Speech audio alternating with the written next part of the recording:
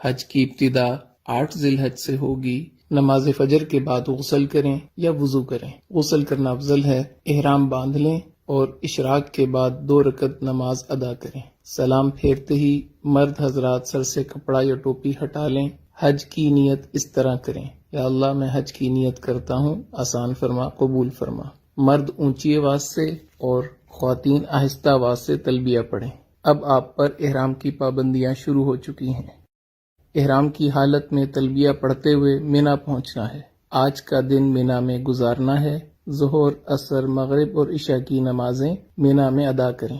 ذکر، اذکار اور دعا کی کثرت سے اپنا وقت قیمتی بنائیں۔ لوگوں کے ساتھ خوش اخلاقی کے ساتھ رہیں، خدمت کے ساتھ وقت گزاریں، کثرت سے تلبیہ پڑھیں، دعاؤں کا خوب اہتمام کریں، قرآن پاک کی تلاوت کریں، رات مینا میں قیام کریں۔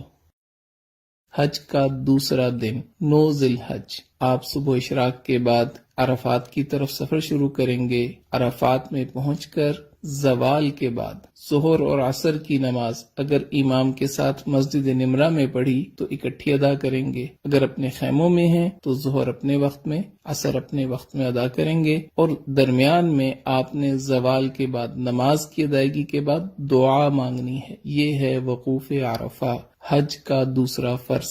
9 ذی الحج کو یہی عمل ہوگا۔ مغرب تک عرفات میں قیام کریں۔ مغرب کے بعد، مغرب سے پہلے نہیں آنا، مغرب کے بعد آپ مزدلفہ کی طرف آ جائیں گے۔ مزدلفہ میں عشاء کے وقت مغرب اور عشاء کی نماز ایک اذان اور ایک اقامت کے ساتھ ادا کرنی ہے۔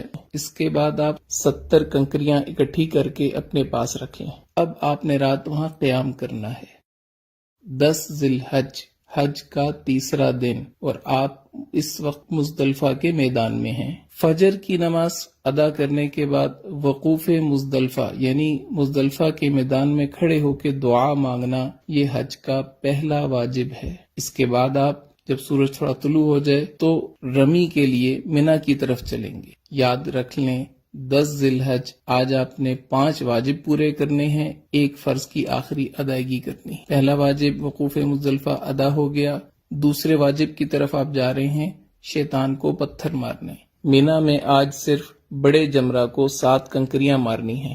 اس کے بعد آپ قربانی کا جانور ذبح کریں، یہ تیسرا واجب پورا ہو گیا۔ اس کے بعد آپ اپنے سر کے بال منڈوا لیں، یہ چوتھا واجب پورا ہو گیا۔ اب آپ احرام کھول سکتے ہیں اور عام لباس پہن سکتے ہیں۔ اس کے بعد آپ طواف زیارت کے لیے مکہ مکرمہ بیت اللہ کی طرف سفر شروع کریں۔ بیت اللہ پہنچ کر طواف کریں، یہ آپ کا طواف زیارت ہے۔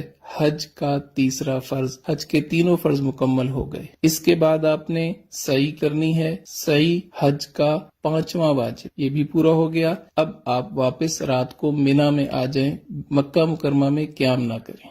11 ذی الحج، حج کا چوتھا دن، مینا میں زوال کے بعد، بہتر یہ ہے کہ عصر کے بعد، تینوں جمرات کی طرف جانا ہے۔ پہلے چھوٹے جمرہ کو 7 کنکریاں مارنی ہیں اور دعا کرنی ہے۔ پھر درمیانے جمرہ کو 7 کنکریاں مارنی ہیں اور دعا کرنی ہے۔ پھر بڑے جمرہ کو 7 کنکریاں مارنی ہیں۔ اب دعا نہیں کرنی اور واپس اپنے خیمے آ جانا ہے۔ رات مینا میں قیام کریں، دعاؤں میں مشغول رہیں۔